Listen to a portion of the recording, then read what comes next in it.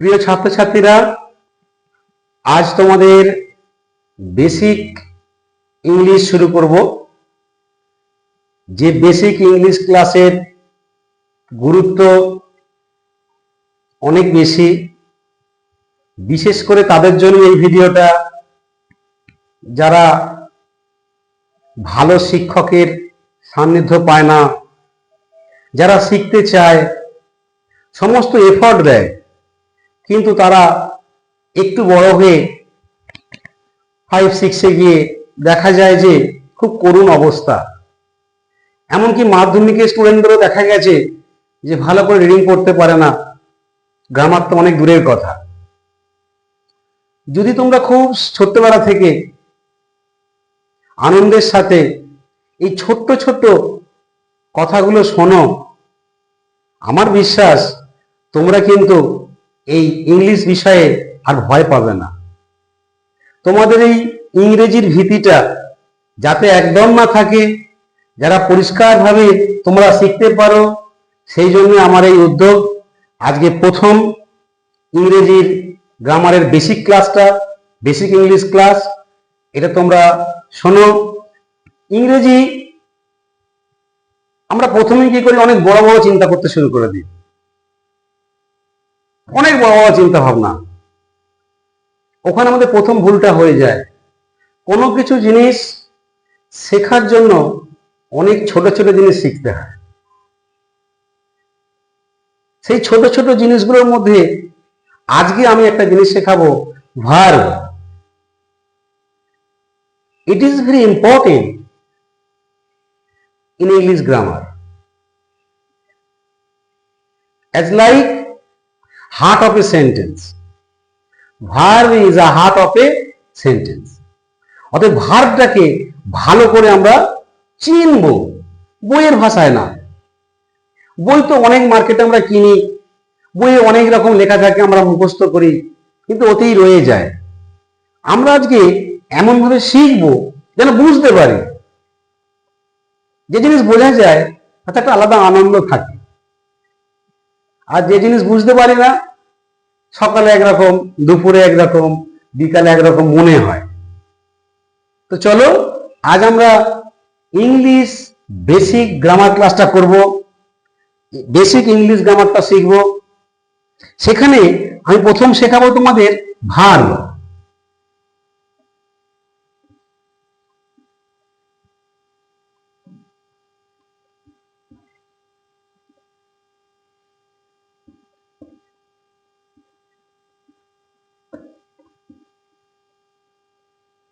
ক্রিয়াপদ। দেখো, আমরা যাই লিখি না কেন তাতে একটা ক্রিয়াপদ থাকবেই। এবার ক্রিয়াপদটা কি?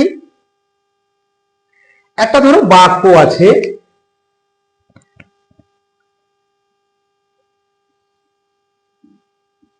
বাবা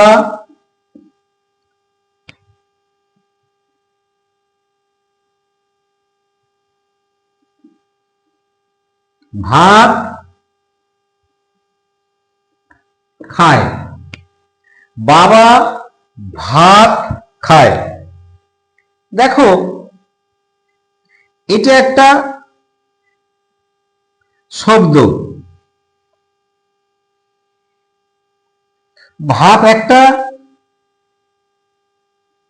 শব্দ, খায় একটা শব্দ। এই শব্দগুলো বাক্যের মধ্যে এসেছে, এগুলো এখন পদ হয়ে গেছে। তাহলে যখন শব্দগুলো কি হয়, বাক্যের মধ্যে স্থান পায় বা আসে, তখন তারা এক একটা পদ, যাকে ইংরেজিতে বলে parts of speech. Parts of speech তোমরা শিখোনি? Noun, pronoun, verb, adverb, adjective, preposition, conjunction, interjection. Parts of স্পিচকে বাংলা ব্যাকরণে বলা হয় পদ, আর ইংলিশে বলা হয় পার্টস অফ স্পিচ। সেই পার্টস অফ স্পিচের মধ্যে আজকে আমরা পড়ছি ভার্ব,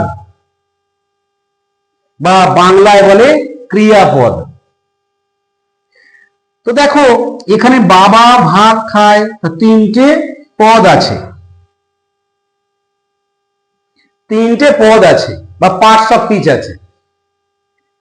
এইগুলোর মধ্যে দেখবে একটা একটা পদ আছে কাজ করা বোঝাচ্ছে, একটা পদ আছে কাজ করা বোঝাচ্ছে।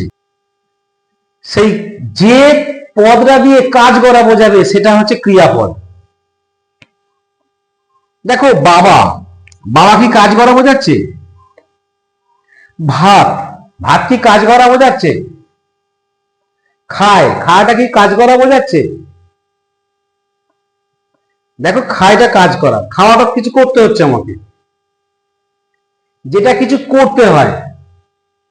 যেমন এখানের মধ্যে বাবা কিছু করতে হচ্ছে না, ভাত কিছু করতে হচ্ছে না, খায়টা কিন্তু কিছু করতে হচ্ছে।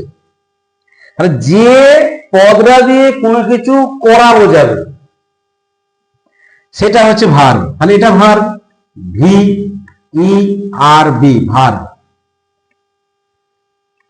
যেটা দিয়ে কিছু করা বোঝায়, যে পদটা দিয়ে কিছু করা বোঝায় সেটা হচ্ছে ভার্ব। এটাকে আবার বলা হয় মেন ভার্ব, মেন ভার্ব। আবার ডু ভার্ব বলা হয়, ডু ভার্ব। আবার বলা হয় অ্যাকশন ভার্ব।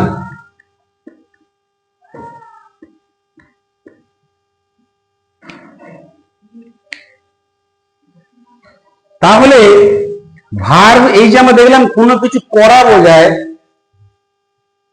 যদি বাক্যের ভিতরে কোনো একটা শব্দ কিছু করা বোঝাবে সেটাকে আমরা বলবো মেন ভার্ব বা ডু ভার্ব বা অ্যাকশন ভার্ব। ঠিক আছে, এটাও এক ধরনের ভার্ব। আচ্ছা, এরপরে চলো, বাবা হয়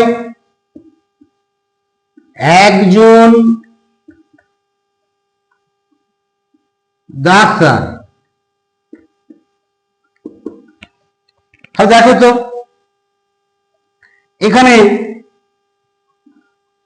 বাবা হয় একজন ডাক্তার, তাহলে কোন পদটা দিয়ে কাজ করা বোঝাচ্ছে? বাবা কাজ করা বোঝাচ্ছে, হয় কাজ করা বোঝাচ্ছে, একজন কাজ করা বোঝাচ্ছে, ডাক্তার কাজ করা বোঝাচ্ছে। তাহলে এখানে তো করা কিছু নেই, মানে এখানে মেন ভার্ব বলো, ডু ভার্ব বলো, অ্যাকশন ভার্ব বলো, নেই। তাহলে এখানে হওয়া ভার্ব আছে, হওয়া। তাহলে হওয়া ভার্বও হয়, মানে বি ভার্ব বলে একে, কি বলে?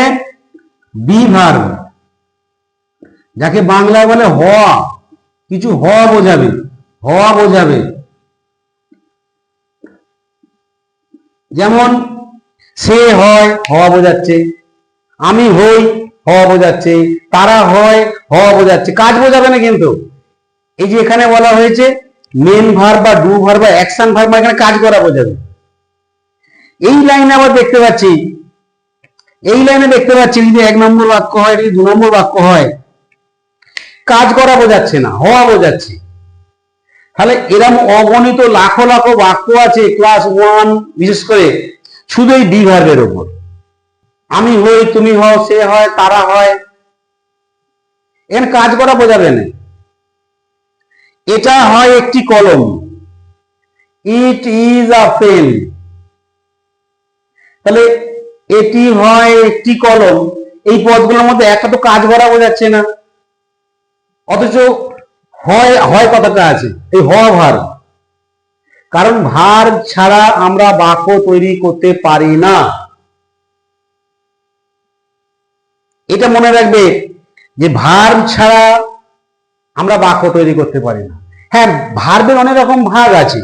এটা যেমন মেন ভার্ব, এটা হচ্ছে বি ভার্ব, হওয়া বোঝাবে। তাহলে মেন ভার্ব হলো, বি ভার্ব হলো। এই বি ভার্ব কোনগুলো? প্রেজেন্ট টেন্সে হচ্ছে am, is, are, আর পাস্ট টেন্স হচ্ছে was, were। ওগুলো ধীরে ধীরে যাব, শুধু চিনে রাখো হওয়া বোঝালে বি ভার্ব, হওয়া বোঝালে বি ভার্ব। আর একটা ভার্ব আছে, সেটা হচ্ছে কিছু করা বোঝাবে না, কিছু করা বোঝাবে না, কিন্তু কিছু থাকা বোঝাবে, কিছু থাকা বোঝাবে, হওয়া বোঝাবে না, কিছু থাকা বোঝাবে। যেমন ধরো বলল আমার একটা পেন আছে, আমার একটা কলম আছে। তাহলে বলো, এই যে আমার একটা কলম আছে, এখানে কি কোনো অ্যাকশন ভার্ব আছে, কিছু কাজ করা বোঝাচ্ছে এরকম? নেই। কিন্তু করা, যেমন খাইটা ছিল একটা কাজ করা, এখানে কোনো কাজ করা আছে? আমার একটা কলম পেন আছে বা কলম আছে? নেই। হওয়া বোঝাচ্ছে কিছু, আমি হই, তুমি হও, সে হও, তারা হয়, এরকম হওয়া কিছু নেই, কিন্তু এটা আছে বোঝাচ্ছে, একটা কোনো কিছু জিনিস আছে। আমরা বলি না আমার একটা ব্যাগ আছে, আমার একটা খেলার ব্যাগ আছে, আমার একটা ফুলের বাগান আছে, এরকম অনেক কিছু আছে বলি। ওই আছে হলে তাকে বলে হ্যাভ ভার্ব, তাকে বলে have verb, have verb. Have verb কোনগুলো? না হ্যাভ, হ্যাভ আর হ্যাড। হ্যাভ হ্যাজ হচ্ছে প্রেজেন্ট টেন্সে, হ্যাডটা পাস্ট টেন্সে। তাহলে আজকে আমি তোমাদের একটা ধারণা দিলাম ভার্বের, ডু ভার্ব বা অ্যাকশন ভার্ব বা মেন ভার্ব, এটা কিছু করা বোঝাবে। আর am, is, are, was, were, be verb এরা হওয়া বোঝাবে। আর হ্যাভ ভার্ব কিছু আছে বোঝাবে। একবার আমরা এটাকে ভালো করে বুঝে নিই। এটা হচ্ছে কিন্তু প্রথম গেট, মানে ধারণা তৈরি করার প্রথম গেট। যদি আমরা এখানেই পরিষ্কার ধারণা না পাই, তাহলে আমরা তৈরি করতে পারবো না। তাহলে দেখো, করা বোঝাবে, যখন করা বোঝালে কি ভার্ব? ডু ভার্ব বা অ্যাকশন ভার্ব বা মেন ভার্ব, মেন ভার্ব হয়। আচ্ছা, দু নম্বর দেখো, যদি হওয়া বোঝায়, হওয়া বোঝালে, যেমন আমি হই, তুমি হও, সে হয়, এরকম হওয়া বোঝালে একে বলে বি ভার্ব। যেমন am, is, are, was, were, এগুলো বি ভার্ব, হওয়া বোঝাবে, কাজ করা বোঝাবে না। আর যেটা থার্ড, যেটা বোঝালাম শেষে, হ্যাভ ভার্ব, মানে আছে বোঝাবে, আছে বোঝাবে, এটা হচ্ছে হ্যাভ ভার্ব। যেমন হ্যাভ, হ্যাজ আর হ্যাড, এগুলো আছে বোঝাবে, কোনো কিছু অধিকারে আছে এরকম বোঝাবে, যে আমার এটা আছে, ওটা আছে, তার সেটা আছে, এই ইত্যাদি ইত্যাদি, মানে আছে বোঝাবে। আমি যদি বলি আমরা ফুটবল খেলছি, তাহলে এই যে আমরা ফুটবল খেলছি, আমরা ফুটবল খেলছি, কটা পদ আছে? তিনটে। তিনটের মধ্যে বলো কোনটা কাজ করা বোঝাচ্ছে? আমরাটা, ফুটবলটা, না খেলছিটা? আমরা ফুটবল খেলছি। দেখো, এই খেলছিটা হচ্ছে কাজ করা বোঝাচ্ছে, কিছু করা হচ্ছে, কিছু করা।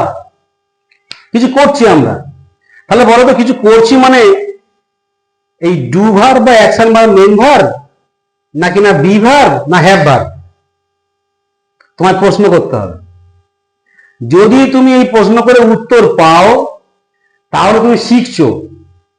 যদি ওই স্যার যতক্ষণ বলবে, মা যতক্ষণ বলবে, বা বাইরে টিউশন টিচাররা যখন বলবে, স্কুলের শিক্ষক শিক্ষিকারা যখন বলবে তখনই তুমি পারবে, তাহলে তুমি পারবে না। আমরা ফুটবল খেলছি, খেলছিটা ভার, কিরম ভার, কিছু করছি কি না হচ্ছে না থাকছে কিছু। তাহলে খেলছিটা কি কিছু করা, আমাদের করছি তো, এটা হচ্ছে অ্যাকশন ভার। যদি বলি আমরা হই ভারতীয়, দেখো তো তিনটে পদ আছে, আমরা হই ভারতীয়, এর মধ্যে কাজ করা বোঝাচ্ছে কিছু, যে কিছু করছি,